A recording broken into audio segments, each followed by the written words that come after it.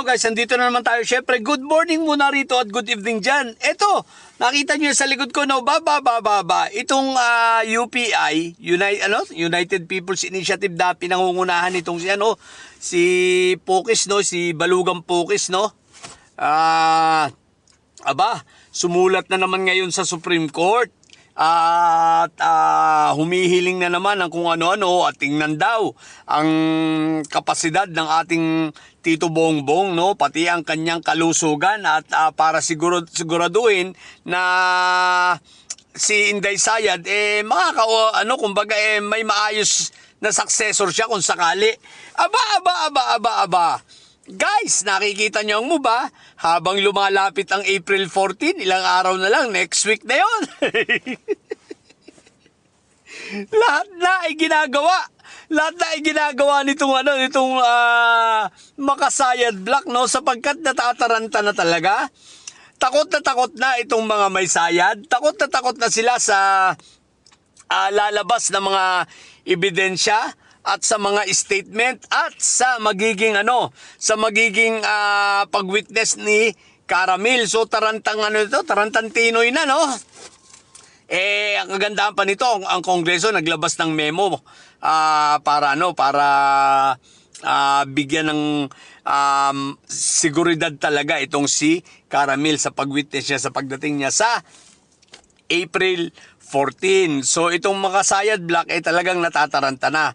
Kung di naman pala yung mga bobong Makasayad Black na mga tinamahan kayo ng lintik, kung wala ba namang kasalanan niyan si Inday Sayad, bakit kayo magagaganyan pa? Kung si Inday Sayad ay hindi guilty, ano ay kinatatakot ninyo? Di ba dapat excited kayo para mapatunayan? Ito, sasabihin ko sa inyo, okay. Sinabi ni Ombudsman na si Kong Martin at si Quick Melt ay sasampahan nila ng plunder sa May, okay? Di ba? Ako talaga sabi ko kung wala namang ebidensya kay Kong Martin, patuloy ko itong susuportahan. No? Sa pagkakataong ito, sinusuportahan ko pa rin siya.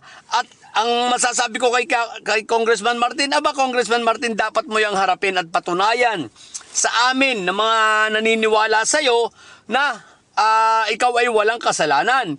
So far, mukhang haharapin naman ni Congressman Martin at hindi siya natatakot dahil sa tingin niya talagang malinis siya. At ako naman, hanggat walang ebidensya, naniniwala ako sa kanya. Ganyan ang dapat na appreciation. Ganyan ang dapat na appreciation nitong mga kinakasuhan. Kung talagang wala silang kasalanan, harapin. Di ba, Sayad? Dapat ganun din. Di ba dapat ganun din lang ginagawa mo? At pangalan nito, harapin mo yan. Kung talaga wala kang kasalanan, hindi yan takot na takot ka. Takbo na lahat na ng mga alipores mo, gagawa ng fake news, tatakbo sa Korte Suprema, magrarally, wala naman dumarating. Magrarally kahit 30 ang dumarating. Diyos ko po, magbabayad ng pagkarami-raming trolls, mambubuli, ang daming mga kung ano ng mga pinaggagawang mga kalokohan, mga fake news. Di ba ga? Simple lang naman yan. Hindi mo naman kailangan, Inday Sayad, gumastos ng pagkadami-daming pera kung wala ka talagang kasalanan at wala kang ninakaw. Kung ikaw ay malinis, alam mo sa sarili mo na hindi ka naging kurap, anong ikatatakot mo? Di dapat sasabihin mo pa nga, huwag kayong mag-alala, haharapin ko yan dahil malinis ako, wala akong kasalanan. Ganun! Yung mga tao mo, nagkakademanda na. Di ba? Dahil sa mga kapalpakan ninyo at sa mga fake ninyong mga kwento, istorya, naratibong pinaggagawa, anyari. Wala na talaga, aminin nyo na lang na palugso ka na lustay. Dahil sa kalulustay mo, sa kabubuhan mo, sa kagagaan mo, dahil ikaw ay isang babaeng siraang ulo, yan ang mapapala mo kasama ng iyong mga taga-sunod na puro bobo, taga-suporta ng mga puro bobo. Ang dami daw. Paano kailangan marami? Diba? 304,000. Yun na lang ang natitirang boto ni Inday Sayad. 304,000. Ay, teka, nakapagpanalo ba ang 304,000? 0.5 0.5% sa ano sa total voting population ng Pilipinas. Pag nagrarally 30. Wala na.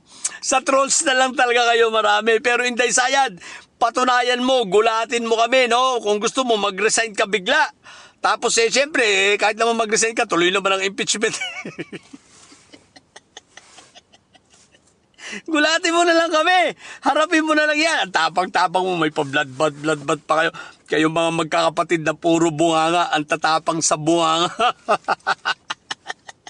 Para kayo yung mga taga-sunod ninyo. Ang lakas mambuli, ang tapang sa social media, ang tapang sa keyboard. Puro supot naman. Mana kay Barbie, what the heck. Sige na, yun lang. Sa mga bobong didilis dyan at may sayad, nanyo, ang tatay nyo ay preso, ang BP nyo ay bobo. Manatili kayo mga bobo at may sayad sapagkat ang may sayad ay laging high blood. Bye!